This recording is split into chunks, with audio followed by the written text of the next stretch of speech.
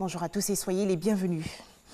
Le centre hospitalier universitaire de Yopougon va fermer ses portes au public le vendredi 1er novembre prochain. En effet, cet établissement sanitaire va bénéficier de plusieurs travaux de réhabilitation. Mais avant la rénovation, l'accord de marché entre l'État ivoirien et l'entreprise d'exécution des travaux a été paraphé hier à la primature. Coût de cette restauration, plus de 40 milliards de francs CFA.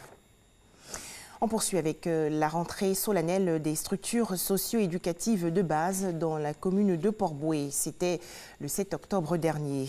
Thème retenu, la qualité au cœur des actions des structures socio-éducatives de base. Les jeunes enfants de 3 à 5 ans ont donc fait leur rentrée. Direction l'Assemblée nationale de Côte d'Ivoire, le projet de loi portant création, attribution, organisation et fonctionnement du fonds pour le programme Électricité pour tous a été adopté hier par la Commission des affaires économiques et financières. Ce fonds va faciliter l'accès à l'électricité des couches sociales à faible revenu. Plus d'explications dans ce reportage de Jean-Louis Gbangbo. Lancé en mai 2014, le programme Électricité pour tous a permis à ce jour d'électrifier 2818 localités, soit un taux de couverture de 33%.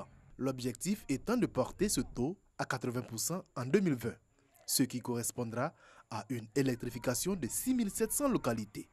Un objectif dont la réalisation nécessite la création de ce fonds, dont l'adoption a été soumise aux députés membres de la Commission des affaires économiques et financières. Avec un fonds, vous pouvez mobiliser beaucoup plus de ressources.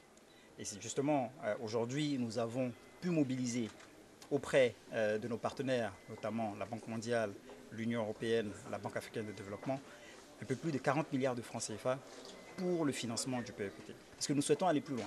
L'objectif, c'est de ne pas s'arrêter à 50% ou à 51% de taux de desserte à fin 2020. Mais l'objectif du président de la République, c'est de faire en sorte que tous les Ivoiriens, tous les ménages puissent avoir accès à l'énergie à domicile. Les députés qui ont reconnu la nécessité de ce fonds ont plaidé pour une gestion rigoureuse avant de l'adopter à l'unanimité. Il est constitué des montants que nous allons mobiliser auprès des différents bailleurs. Il va être aussi alimenté par les ressources de l'État. Donc nous allons aussi contribuer au fonctionnement et à la mobilisation des ressources.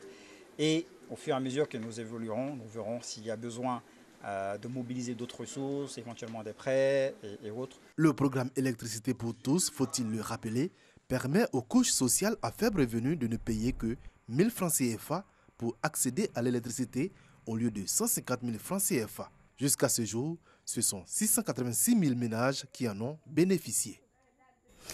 Hors de chez nous, ce drame à Bafoussam, dans la région ouest du Cameroun. Au moins 42 personnes ont péri dans la nuit de lundi à mardi dans un glissement de terrain qui a également emporté une dizaine de maisons. En Guinée-Bissau, le président José Mario Vaz a nommé hier par décret Faustino Mbali au poste de Premier ministre en remplacement de Aristide Gomez. Ce dernier avait été limogé le 28 octobre dernier par le chef de l'État bissau-guinéen. L'actualité aux États-Unis. La Chambre des représentants a reconnu formellement hier le génocide arménien lors d'un vote symbolique inédit. Vote qui a d'ailleurs suscité la colère de la Turquie au moment où les relations américano-turques sont déjà mises à rude épreuve. À noter que c'est la première fois qu'une telle résolution est adoptée en séance plénière d'une des chambres du Congrès à Washington. Ce texte non contraignant a été adopté par l'écrasante majorité de 405 voix sur 435. Enfin, les députés britanniques ont approuvé hier la tenue d'élections législatives anticipées le 12 décembre prochain, par lesquelles le Premier ministre Boris Johnson espère retrouver une majorité et mettre en œuvre sa promesse de sortir le Royaume-Uni de l'Union européenne. Après plusieurs heures de débats mouvementés, les parlementaires se sont prononcés par une majorité écrasante de 438 voix contre 20 pour l'organisation du scrutin voulu par le Premier ministre Boris Johnson. Le reste de l'actualité, c'est à 13h. Merci de nous avoir suivis.